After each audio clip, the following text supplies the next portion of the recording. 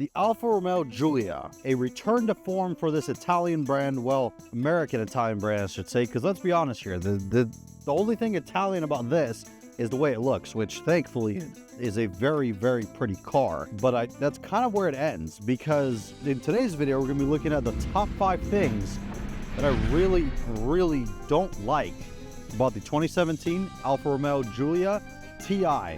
My name is Evo, and you're watching God Next.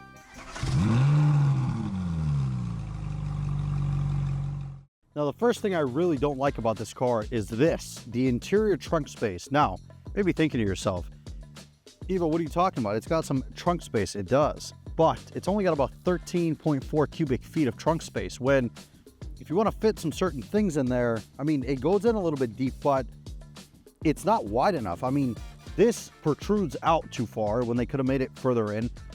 And honestly, this is gonna be later on in the video, but some of the materials, I mean, some of the stuff's like kind of popping out and whatnot.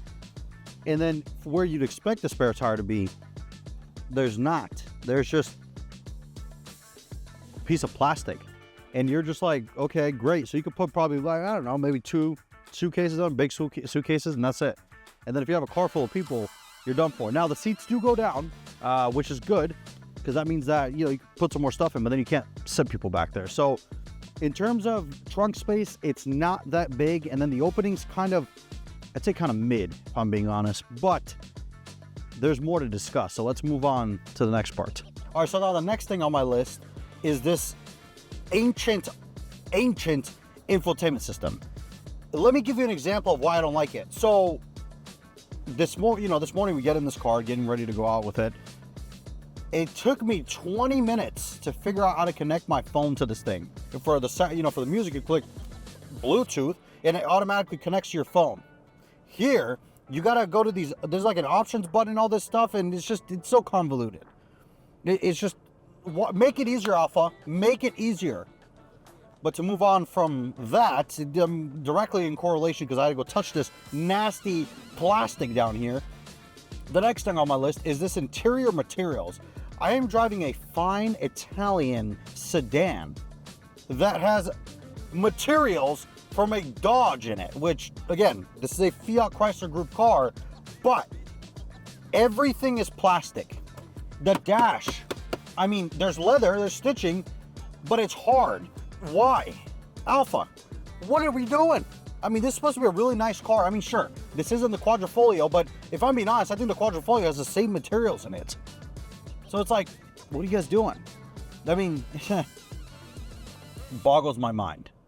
Now, sticking with the interior, but the next thing on my list is gonna be the interior space.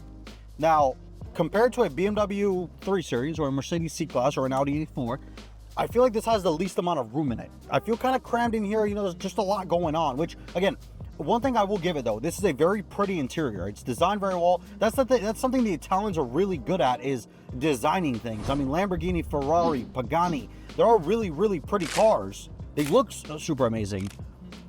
Alfa does too. Very beautiful car. I'd say out of all of them, this is the best looking car. It's just, there's so much going on. I feel like I'm kind of, just almost feels like I'm driving a sports car, if that makes any sense. That's my one gripe with it. Some of you might not care. That might not be an issue for you guys. Again, this is my opinion. We're all allowed to have it. But I just think the interior is a little bit too small, a little bit cramped. I mean, the back seats they're not bad, but if you want to be comfortable in the car like I am, you kind of cut the room back there for the people sitting behind you. Now, the final thing on my list today is gonna be the suspension. So again, this is not the Quadrifoglio. It is not the crazy 500 and something-ish horsepower V6. This is the regular one that everybody goes out and buys if they want an Alfa. The suspension is very stiff. Now, I've driven the same generation Mercedes C-Class. I've driven the same generation BMW 3 Series and an Audi A4. They are not as stiff as this car. This car is very stiff. I mean, sure, the Alfa, they branded it as a more sports car or more sporty-oriented version of those cars. But again, this is a sedan that you can buy and haul your family around. It is too stiff. I did not go out and buy the Quadrifoglio. I bought the regular TI model, which is the 4-cylinder base. Why is it so stiff, Alpha?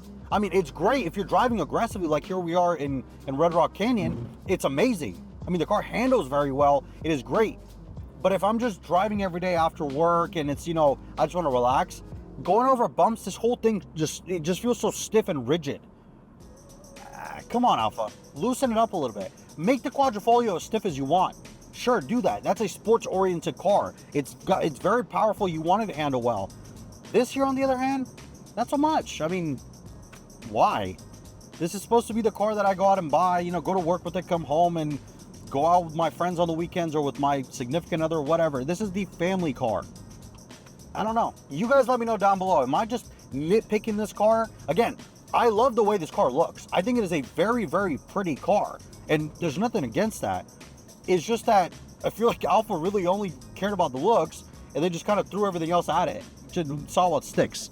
Let me know down below what you guys think. Are you massive fans of this? Do you own one of these? I'd love to hear from people that own one of these. What has your experience been with your Alfa? Make sure you stick around. If you like this kind of content, please check out our channel. Make sure you like, subscribe, and I'll see you guys in the next video.